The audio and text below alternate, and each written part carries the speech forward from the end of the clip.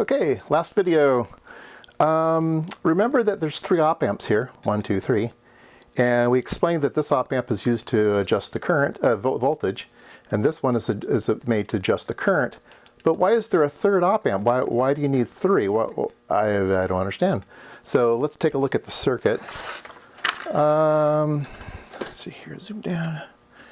So here's our voltage one, here's our current one, and here's another one. And it's a funny little circuit with a Zener diode in it. So let me redraw that one. And here it is. So it looks a little bit strange at the beginning. But let's use what we know about op amps. Op amps will do everything they can to keep these 2 pins the same. Okay, what else do we know? We know that we have 5.1 volts difference between here and here. And if we have 5 volts difference between here and here, that means we have to have 5 volt difference between here and here to keep these the same. So if we have 5.1 volts here, we have 5.1 volts across that 10K resistor. So if we have 5.1 there, we have 5.1 there, we must have 5.1 there. And if we have ground here, then the only way this works is if we also have 5.1 here. Okay, so 5.1, 5.1, all right, and then that will give us 10.2. And that's the only way this circuit would work and be balanced, right?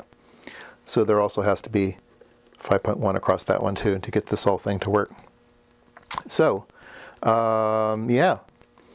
So this is just made to give you a 10.2 volt reference. Now, you could also design a circuit like this.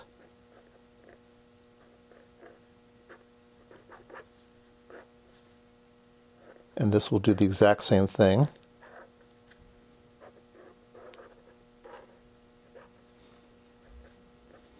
So this is just a buffer. I'm assuming they want this buffered here. And so this would have to be a 10.2 volt Zener. Okay? So if you had a 10.2 volt Zener, you could just do this. But they already had a 5.1 volt Zener in the parts list, and maybe they had a whole bunch of these and they're cheap. And these are expensive, or they didn't have them, so they went ahead and designed this circuit. Yeah, so this is just generating 10.2 volts. That's all it does. So why do you need that? So it's used only in 2 places. This 10.2 volts is generated right here, and it only comes to 2 places. It comes to this potentiometer, the top of that chain, and it comes to this potentiometer, top of that chain. And so it's basically a stable voltage to be able to set the current, and a stable voltage to be able to set the voltage. So that's all it is. It's just a voltage reference. And it's a nice stable 10.2 volt reference. That's all it is. So there we go. Yeah. So we explained the input. We explained the -5 volts. We explained the fan control. We explained the voltage reference. We explained the current control. We explained the voltage control. We explained how you turn the LED on in current mode. We explained the Darlingtons. We did not explain this diode. That diode is actually across the output terminals. And it's just a protection diode. So if you try to put negative voltage into like if you hook this thing up backwards and you put in negative voltage into this thing, instead of blowing up these transistors, you'll be crowbarred by this 1 amp diode. And so that diode will protect you, hopefully. And then it leaves us with this transistor here, this very, very strange circuit. And it took a while for me to figure out what that does, but I'm convinced I know what it does now. All right, so let's draw it. All right, it is a NPN transistor. Looks like a 9014, so it's like a 3904 or something like that. Okay, so we have this, and this goes to ground, and this goes up, And then this goes to a resistor up and a resistor down. Okay? And the up goes to plus V. And the down goes to minus 5.1. So what does this thing do? Well, it depends on the resistors. So this resistor is 10K. And this resistor is 1.5K. So the 1.5K is much stronger than the 10K, so it's going to pull this thing down, and this transistor will be off, and it won't do anything at all. So why have it? So remember, we have a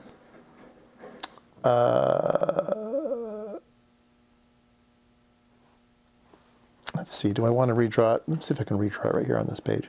So we have an op amp and a resistor, and we have some Darlingtons here, and then this is the output terminal. So this is out, and so this is how everything works. This is a 1K. So so that's how everything works. This right here is actually tied to here. These are tied together right here. So if this transistor is on, it shorts the output of this op amp and won't allow this op amp to operate, which means that no voltage will ever come out. So it's basically an off switch. It says, yeah, nothing's getting through here. We're going to clamp it right here. And so why do you want that? Well, this minus 5.1, remember, it comes from this funny little circuit down here, this little charge pump circuit. This actually needs some time to build up its charge. It actually has to go through several cycles of AC before this thing actually comes up to its 5.1 and starts to regulate. So it takes some time for this to turn on. Well, if this isn't operating correctly, that means all your op amps don't have their negative rail, which means the op amps can be doing anything, which means the op amps can turn these guys on, which means you can be blasting your circuit with 30 volts and you could kill everything. So you need some way to power on safely. You have to make sure that your 5 volts is good before you allow this circuit to operate. And that's what this does. If there's no 5 volt minus 5.1, then this transistor will be on because of this path here. And it will crowbar the op amp, and then nothing will get out. And then when the 5.1 finally comes on board, then this will turn off, and then everything operates normally. Now, I don't like the circuit because the circuit has this connected directly to the output of the op amp. That's not any good. There really should be a resistor right here. There should be a resistor to the op amp so that you don't overcurrent the op amp.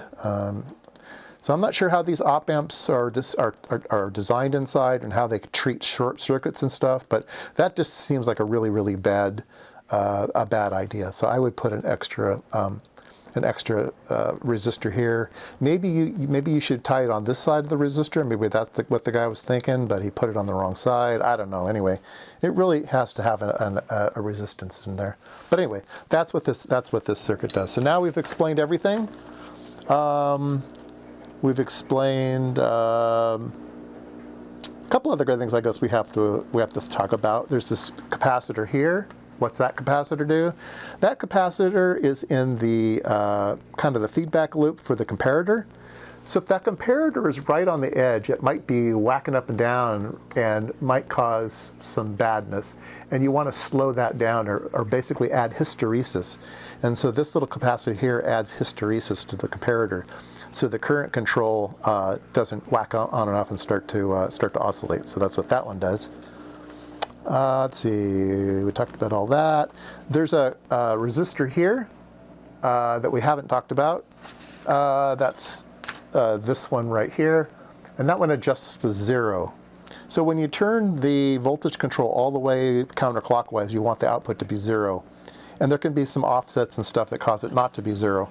And so you adjust this resistor until you get 0 output. And it's hooked up to pins 1 and 5 on the op amp here, and that's the offset control for the op amp, and that's the way they accomplish that. Yeah, anyway, some extra diodes in here to keep things happy too. You don't want this, you also want some hysteresis on the voltage, and so there's a 10 microfarad capacitor here to kind of slow down how fast the voltage can turn on and off. So that's all that's doing. There you go. So we got the whole circuit. Hope that helped. Hope everybody understands this thing now in case they go to buy one.